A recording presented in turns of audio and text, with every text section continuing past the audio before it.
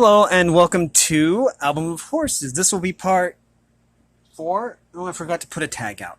Here, wait a sec. Ugh. I don't know if I even have a tag. Here, we'll do this. Yeah, I'm really prepared for this video, aren't I? Here, what we're going to do is we're going to take this and we're just going to say 4. Okay. This is part 4. Anyways, part 4. Okay. This is Album of Horses by Marguerite Henry and illustrated by Wesley Dennis. This is a book I got pretty cheap at a thrift store, and I don't remember exactly what the copyright date is. And it's probably here somewhere. Okay, it must be back here. 15th printing, 1965. Okay, this is a very old book, in other words. Over 50 years old. And we're going to look at the... I'm really prepared, aren't I? That's embarrassing.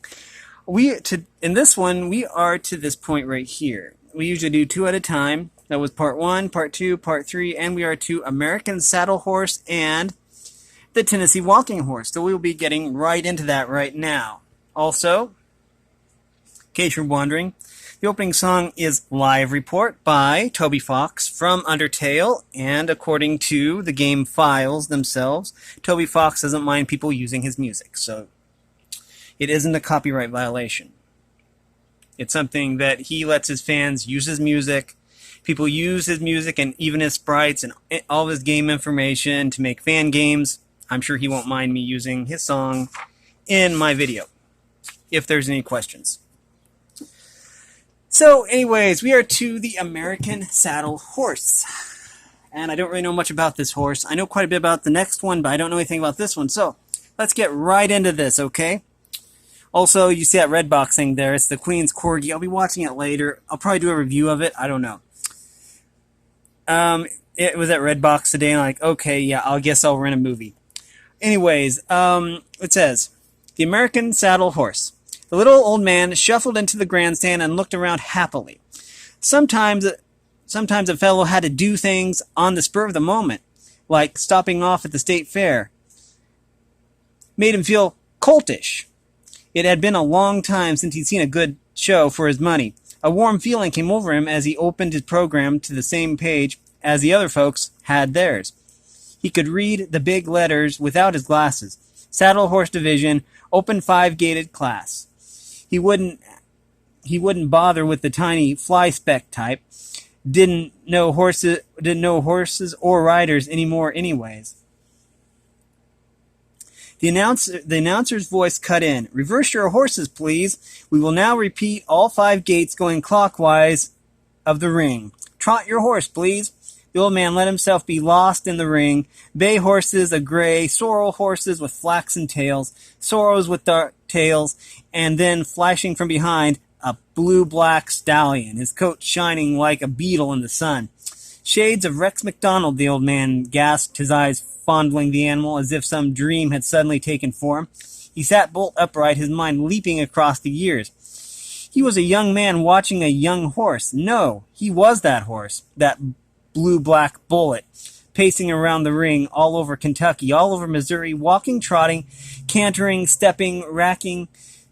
He was grand champion of the world. He was Rex McDonald. Eyes fixed on the black image, he fumbled for gold-rimmed glasses, found them, put them on. Now for a look at the entries' names. Number 7, Rex Midnight. The blood is there. His blood. Bay horses, sorrel horses, horses with white markings, colors blurred in the old man's eyes like raindrops coming together on a window pane. How long had they been trotting down there in the ring? 1 minute? 5 minutes? The girl on number 7. Let him go, girl. Pick the snaffle and set his head. You're plucking a harp string, girl. Be delicate-fingered. The announcer's voice was a quick patter in time to the trot. It's an open class, ladies and gentlemen, open to horses of all ages, open to all riders. Oh, wait, there were pictures here. We're going to take a look at those. Oh, and up there. Okay, and then there's walk, trot, canter, stepping pace, rack, and the old man. Old-timer's eyes were everywhere at once, comparing, judging that sorrel with the flaxen tail, mostly looks. He felt an elbow in his ribs, heard a young voice say, "Look at that black beauty, pop his hocks. He's good fore and aft." Pride welled up in the old man. "Course he's good, got Rex McDonald's blood. Too bad he's slow, though." "Slow? He ain't slow. See that sorrel trotting in front of him and hopping behind? That's what happens when you take 'em on too fast."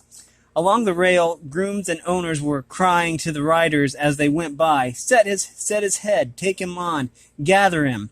The old man cried out too, "Just let him tromp, girl." But his voice was lost in the boom of the loudspeaker. "Walk your horses, let them walk, please." Twice around the ring, all the horses going airy and bright. Old-timer caught snatches of talk around him.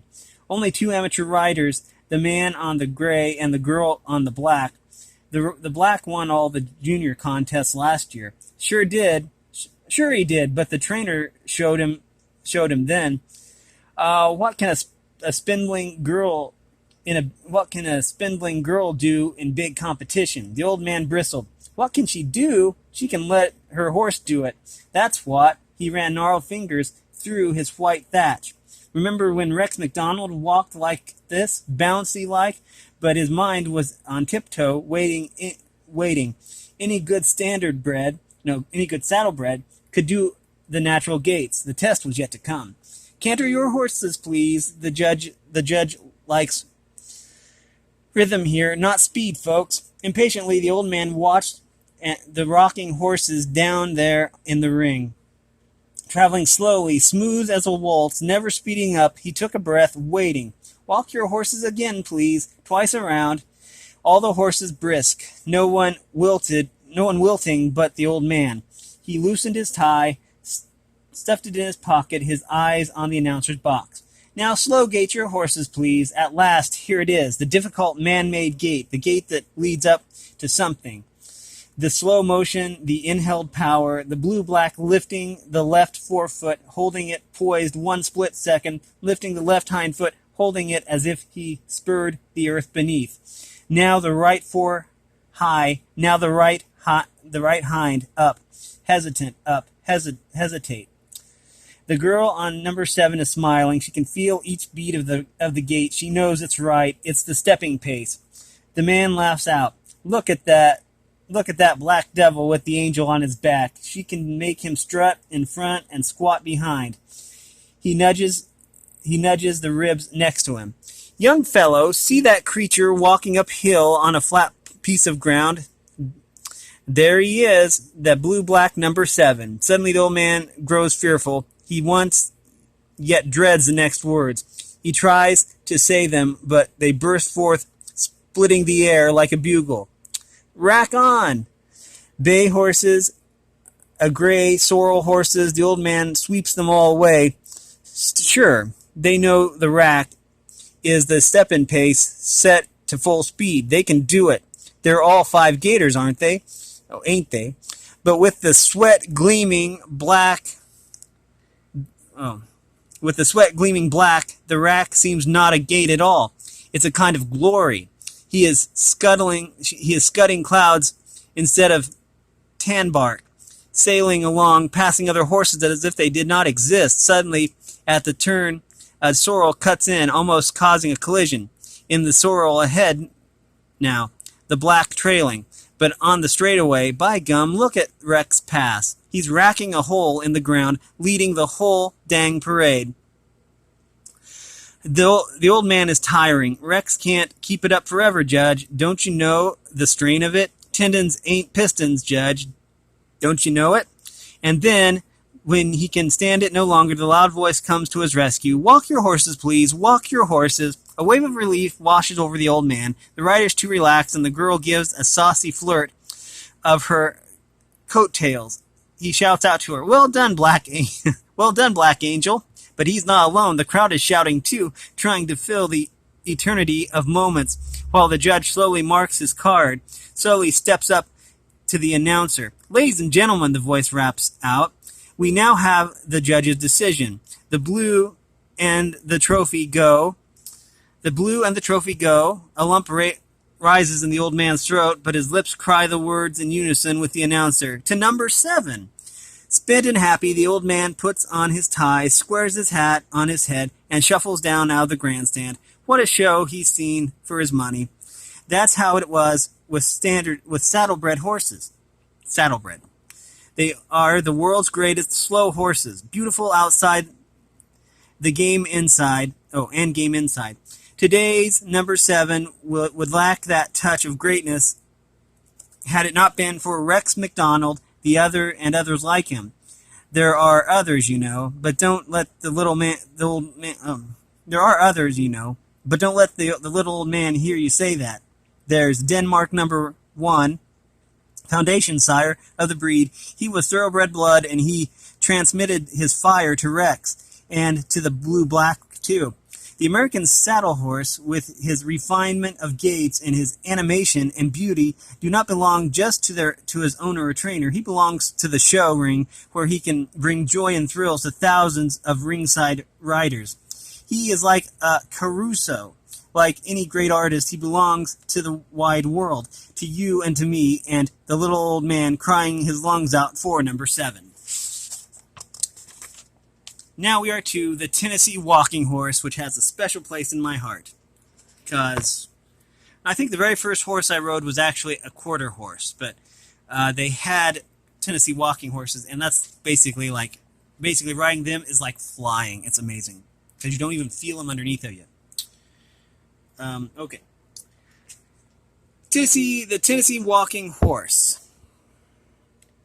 Don't let the name mislead you, for the Tennessee walking horse is anything but a heavy-footed nag that can go only a snail's pace. He has among his 3 gaits a running walk, a fast and smooth as running water. Because of his gliding motion, it gives the rider the sensation of skimming along on a magic carpet. Thoroughbred champions run the mile in about a minute and a half. Standardbred champions trot or pace a mile in 2 minutes. Then after their race or heats are over, both these champions are through for the day.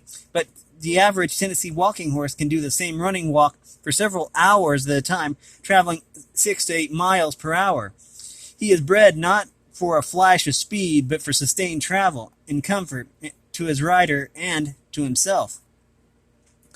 What is that contradictory term, the running walk? It is a speed from a walk that actually is a variation of the trot. Diagonal legs work almost in unison, the left forehoof touching the ground an instant earlier than the right hind, and there is a secret of the speed. The hind foot comes forward well beyond the right front hoof print, sometimes as much as 24 inches. The greater the overstride, the faster and smoother the action. The running walk is a normal gait for the walking horse, and he enters into it with animation. His head nods in timing with his feet, and his ears swing, and sometimes he snaps his teeth so loudly they click like castanets. Onlookers often draw back in alarm at the sound, not realizing that the horse is merely swinging to the motion with every muscle he has. In spite of all this animation, the gait is steady enough for a rider to hold a glass of water on the palm of his hand without spilling a drop. The foundation of the running walk is the slower fast foot walk with the same trotting action. This is a bold going gait, straightforward and square on all 4 corners, and even though the horse's head nods as he steps along, he is far from dozing. He is traveling 4 or 5 miles an hour. The nodding is just part of the relaxed rhythm, which makes the gait free and easy to himself and the rider. Oh, well, this one is short.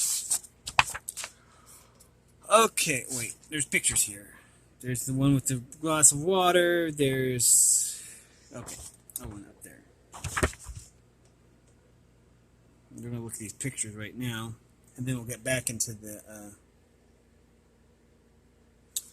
Okay, it says, the fastest of his 3 gaits is the rocking chair canter, or refined gallop. It has a rolling joyousness about it, a high bounding, elastic movement. Owners of the walking horse boast of his footwork at this gait. He can canter straight between crop rows or around an apple barrel without missing a beat just well, they say. For 100 years or more, the Tennessee walking horse has been unique in his action and in his services. In early days, when plantations sprawled out to meet the skylines, owners wanted to mount a mount that could go easily. Excuse me. This is a tongue twister.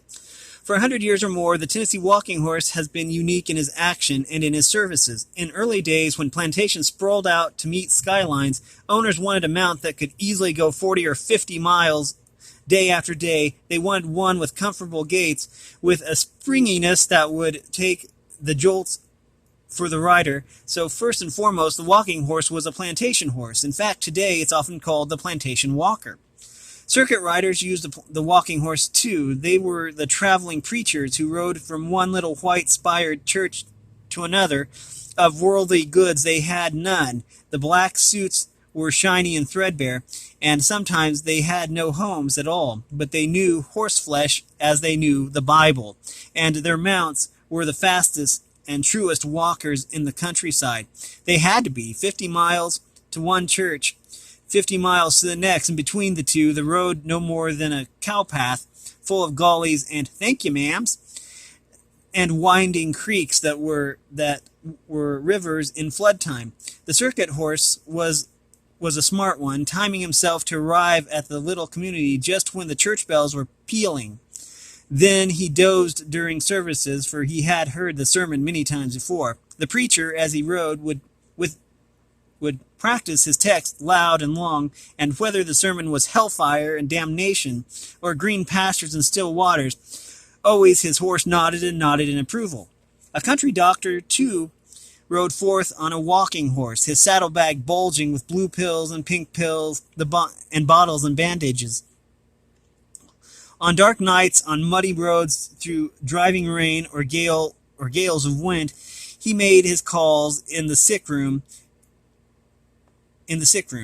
ears listening for the familiar running gait, and at the first sound of the 1, 2, 3, 4 beat, pain and fear begin to lift. What is he, this horse that walks a hole in the wind? What and where were his beginnings? Nearly 200 years ago, adventurous Americans rode over the mountains from Virginia and the Carolinas into Tennessee. They carried their Bible in one hand and the musket in the other, which made them very good riders. Indeed, for they must have done all their guiding with knees and heels.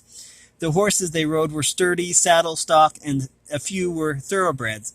The Morgans and the standardbreds filtered in too, and soon the middle basin of Tennessee became a melting pot for which 4 great horse families mingled to make one family, each breed contributing specific traits, and the results, surprisingly, were a breed with distinctive characteristics. The thoroughbred family gave strength and stamina, and the saddlebred comfortable gaits. Hambletonian blood contributed stride, and the Morgan blood, this gave the walking horse his quiet disposition and gentle manners. In order to have a registry, one stallion was selected as a foundation sire. He was Black Allen, and his pedigree is as nice a bit of Americana as one could find.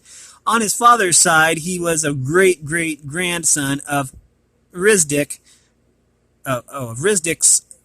Hamiltonian, and his mother was a great-great-granddaughter of Justin Morgan. Thus he sprang from 2 fine American breeds.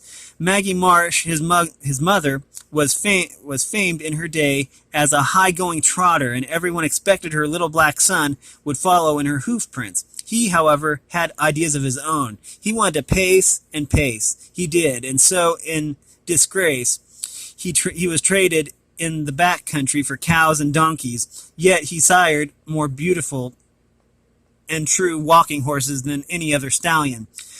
In family albums, owners of Tennessee walking horses point with pride to their ancestors and the horses they rode. Grandmother sitting side saddle and strolling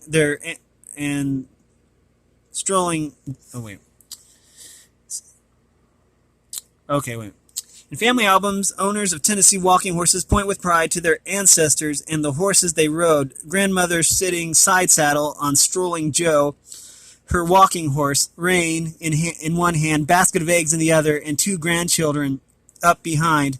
Off to town they go, nary an egg crack, nary a child upset. Grandpa used strolling Joe, too, for plowing, often teaming him up with some long-eared mule. The teacher, Cousin Kate, rode him to the little red schoolhouse, where as many children climbed aboard as could get seating room. Apparently good-natured Joe had no load limit. Today, the walking horse is by no means limited to Tennessee. The offspring of Black Allen are everywhere. They are today's pleasure horses, the gentle mounts for business and professional people who are not interested in racing over hill and dale on a high-strung horse. For them, the running walk or the rocking chair canter is speed enough. For them, the companionship and comfort are pleasure enough. An owner once said that his horse reminded him of a lightning rod, for as he rode, as the sorrows of his heart flowed down through the splendid muscles of his horse and were grounded in the earth. Small wonder he thought of his horse as his other self. And that was the Tennessee walking horse. In the next one, we will be reading about the Hackney and the Percheron. Oh, I love Percherons. Aren't they pretty? Anyways, this has been the Album of Horses. And, again, this is a book by Marguerite Henry. I'm going to, and with that, I'm going to end the video here. I appreciate all of the support. And if you like this content, make sure you like and subscribe and you ring the bell. And with that said, I'm going to end the video here. And I appreciate all the fine viewers that I have. Have a great day, everyone. I really appreciate everybody.